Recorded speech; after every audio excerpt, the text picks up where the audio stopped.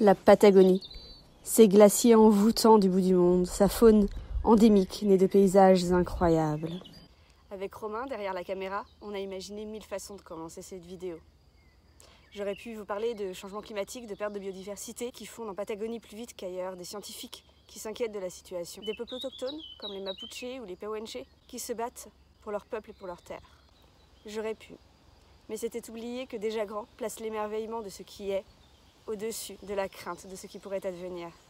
Parce que l'émerveillement donne de la force, elle réveille en nous cette flamme et cette envie de passer à l'action. Là où la crainte, la peur nous paralyse, nous condamne à l'inaction. Alors imaginez un monde où les enfants s'émerveillent et où ils ont les clés pour transformer ce sentiment en élan créateur. C'est ce que propose Déjà Grand. Déjà Grand, c'est l'histoire d'une succession de rencontres devenues un réseau. Un réseau de jeunes convaincus que les enjeux sociétaux, citoyens et environnementaux sont intrinsèquement liés. Et pour en parler ici, en France, nous sommes 3 à nous être regroupés en association. Nous avons décidé de nous adresser spécifiquement aux enfants de 7 à 11 ans pour démultiplier notre impact. Parce que c'est à cet âge que l'on prend du recul sur notre éducation pour faire des choix conscients. Alors autant leur donner les clés pour faire des choix éclairés. C'est pour cette génération qui grandit que nous créons un podcast. Un podcast immersif et sensible pour qu'en plongeant dans leur monde intérieur, ils se connectent au monde extérieur. Et pour chacun des 6 épisodes du podcast, nous créons un kit ludique, pédagogique, interactif et joyeux. Pour les accompagner de la découverte à la compréhension, à la prise de conscience de leur pouvoir d'action. Et parce qu'aucun discours n'est aussi efficace qu'une expérience vécue, nous avons choisi le format du jeu pour ces kits. Top. Pourquoi ce podcast n'est pas un podcast de plus? Parce qu'on porte une vision sociale de la transition.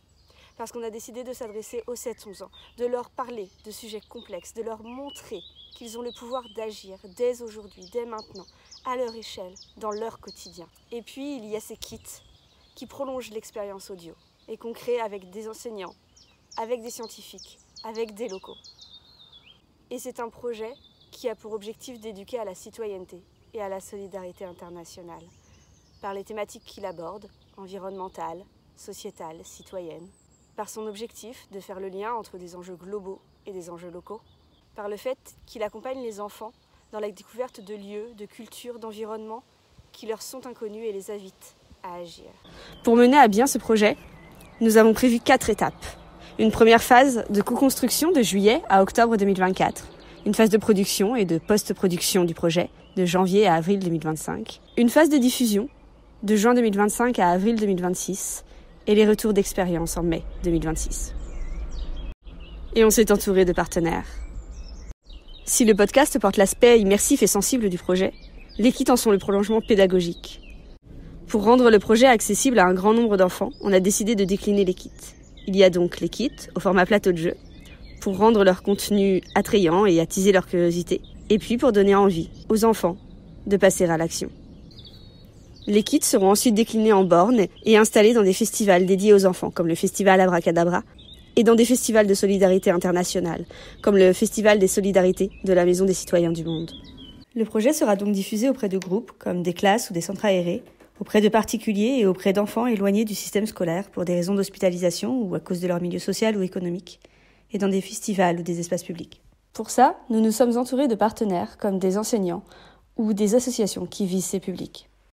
Pour mener à bien ce projet, on a prévu un budget de 9 290 €. Il se divise en 4 principaux postes de dépenses. Les frais de production, les frais de matériel, les prestataires extérieurs et dans une moindre mesure, les frais de fonctionnement de l'association. Et en 3 principaux postes de recettes. Nous avons un premier mécène, DCI Environnement. Nous en profitons pour les remercier encore une fois. Nous avons dans une moindre mesure les adhésions à l'association. Et nous avons les appels à projets et subventions. Le prix des initiatives engagées et déterminées nous servira prioritairement à la diffusion du projet. C'est-à-dire pour aller à la rencontre des enfants, faire des ateliers avec eux. Et pour donner un rendu professionnel au podcast, aux kits et aux bornes, pour qu'elles soient attrayantes, nous ferons appel à quelques prestataires extérieurs, comme une illustratrice par exemple. Alors... Merci pour votre soutien. Merci pour les enfants auxquels vous permettrez de prendre part au projet. Les moins de 15 ans ne représentent que 17% de notre population, mais ils sont 100% de notre avenir. Soyons là pour eux.